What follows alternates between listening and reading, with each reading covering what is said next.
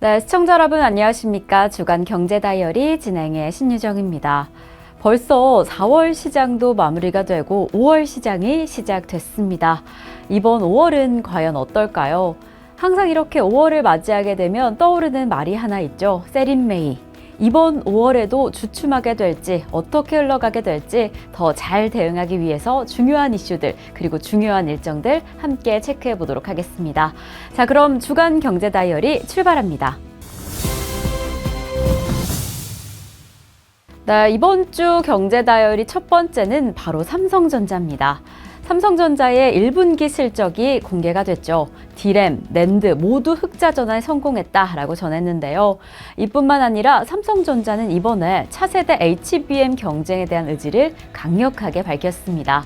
자세한 이야기는 잠시 후에 나눠보도록 하겠습니다. 자, 두 번째는 일본 이야기입니다. 지금 엔저 현상이 이어지고 있는 가운데 이번 연준 회의 결과 발표 이후에 또 한 번 엔달러 환율이 급락했습니다. 이러한 상황을 두고 일본 당국의 개입에 대한 의문도 나오고 있는 상황입니다. 자, 그리고 무엇보다 5월의 첫 시작 FOMC의 금리 동결로 출발을 했죠. 이번 3차 FOMC에서 기준금리를 6차례 연속 동결로 결정을 했습니다. 잠시 후 이 부분에 대해서는 조금 더 자세히 나눠보도록 하겠고요. 또 이번 주 뜨거웠던 게 자율주행 시장이 아닐까 싶습니다. 이는 단연 테슬라의 영향이었는데요. 일론 머스크가 중국을 방문해서 중국 시장의 자율주행 역시나 또 한 번 뜨겁게 달궜습니다. 자, 그럼 이러한 내용들 조금 더 자세히 살펴볼까요? 네, 삼성전자 실적에 대한 이야기 바로 나눠보겠습니다. 지난 2일에 삼성전자의 1분기 실적이 공개가 됐죠. 이 1분기 매출액은 71조 9,156억 원, 그리고 영업이익은 6조 6,060억 원을 기록했습니다. 지금 이러한 상황, 지난해 동기 대비 10배가 넘는 실적입니다. 그리고 이렇게 분기별 매출액이 70조 원을 넘어선 건 지금 5개 분기 만인데요. 이 안에서 특히나 눈에 띄었던 건 반도체 부분이었습니다. D램, 낸드 모두 흑자 전환에 성공을 했는데 지금 이러한 상황이라면 2분기 매출액 역시나 증가할 것이다 라고 전망이 되고 있습니다. 자, 이렇게 반도체를 중심으로 성장이 계속해서 지속되고 있는데 이 무엇보다 조금 더 주목하셔야 할 부분은 바로 HBM입니다. 지금 인공지능 시장의 확대로 인해서 HBM 수요가 폭증하고 있는데 이에 삼성전자도 차세대 메모리 시장의 주도권을 잡기 위해서 경쟁에 나서고 있습니다. 그래서 이번에 실적 공개 이후의 컨퍼런스 콜에서 HBM3 12단 제품의 샘플을 다음 달에 제공하고 3분기에는 양산이 가능하도록 준비 중이다라고 밝혔습니다. 정말 강력한 의지를 밝힌 셈인데 현재 HBM 시장의 선두주자인 SK하이닉스와 경쟁을 통해서 어떤 기업이 주도권을 갖게 될지 어떠한 양상을 펼쳐 나가게 될지 반도체 시장 계속해서 집중해 보시면 좋을 것 같습니다. 자, 지금 34년 만에 기록적인 엔저, 슈퍼 엔저 현상이 이어지고 있는데요. 지난 1일에 조금 예상치 못한 일이 벌어졌습니다. 연준이 기준금리를 동결하자마자 바로 원엔 환율이 아주 급등한 건데요. 제롬 파월 의장의 기자회견 이후에 불과 40분 만에 4엔 이상 하락한 모습을 보였습니다. 이렇게 정말 짧은 시간에 급한 변화를 두고 일각에서는 일본 정부와 일본 은행이 외환 시장에서 엔화를 매수하고 달러화를 매도했을 가능성이 있다, 개입했을 가능성이 있다라고 이야기가 나오고 있습니다. 사실 이전에도 일본 정부가 외환 시장에서 엔화를 매수한 적이 있어서 지금 이러한 가능성이 제기가 된 건데 하지만 지금은 일본과 미국 통화정책의 디커플링 현상이 계속해서 이어지고 있기 때문에 지금 일각에서는 일본 당국의 개입 효과는 그리 크지 않다라는 분석이 지배적인 상황입니다. 자, 다음 이야기 넘어가 보겠습니다. 사실 이번 주 계속해서 가장 큰 이슈가 FOMC가 아닐까 싶습니다. 현지 시간으로 1일 미국의 연준은 FOMC에서 기준금리를 동결했습니다. 5.25%에서 5.5%로 지난해 7월 이후 6차례 연속 동결 결정을 내린 겁니다. 지금 인플레이션 수준을 확인해 보면 인플레이션 완화는 되었지만 여전히 높은 수준이다라고 밝혔습니다.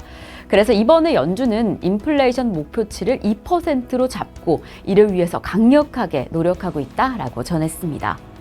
이렇게 기준금리 인하가 또다시 미뤄졌고 지금과 같은 동결 기조는 유지될 것 같다라고 보여지긴 하지만 그래도 다행인 건 우려했던 부분은 나오지 않았습니다. 사실 이번에 FOMC를 앞두고 이 파월 의장이 매파적인 발언을 하지 않을까 그 부분이 좀 우려가 됐는데 이번에 파월 의장의 강경 발언은 나오지 않았습니다.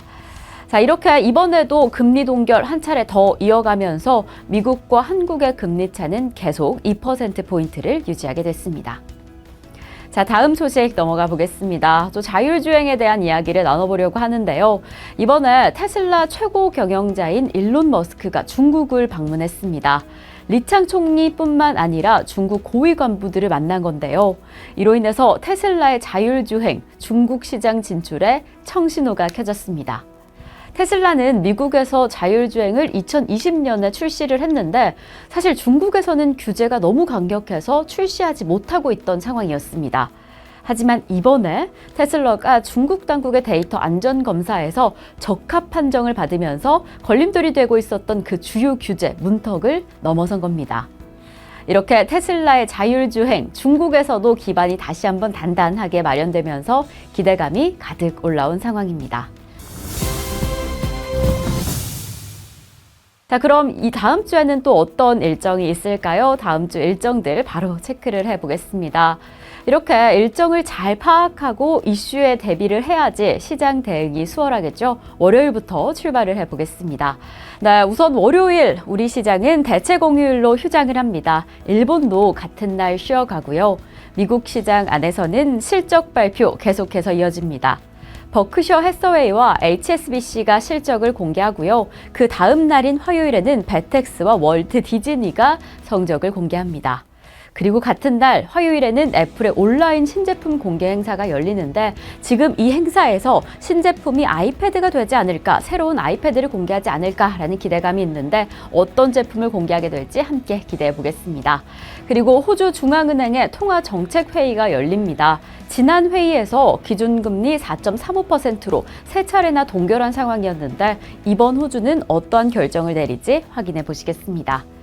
그리고 수요일에는 미국의 종합 에너지 기업 옥시덴탈과 우버, 에어비앤비가 실적을 공개를 하고요. 목요일에는 영국 영란은행의 통화정책회의가 개최됩니다. 지난 회의에서 영국은 기준금리 5.25%로 5회 연속 동결해온 상황인데 지금으로서는 6월에 금리 인하를 하지 않을까라는 기대감이 보여지긴 합니다. 그래서 이번 회의에서 어떠한 방향성을 잡게 될지 체크해 보시면 좋을 것 같습니다. 자, 그리고 같은 날 한국의 3월 경상수지, 중국의 4월 무역수지와 수출입 동향까지 발표되는 다소 바쁜 하루입니다. 그리고 다음 날에도 중국의 경제지표 발표가 이어집니다. 4월 소비자 생산지수 발표와 생산자 물가지수까지 발표가 되니까요. 중국의 물가 상황, 지금 경제 상황은 어떠할지 함께 확인해 보도록 하겠습니다. 자, 그럼 여기까지 다음 주 증시 캘린더 확인해 봤습니다.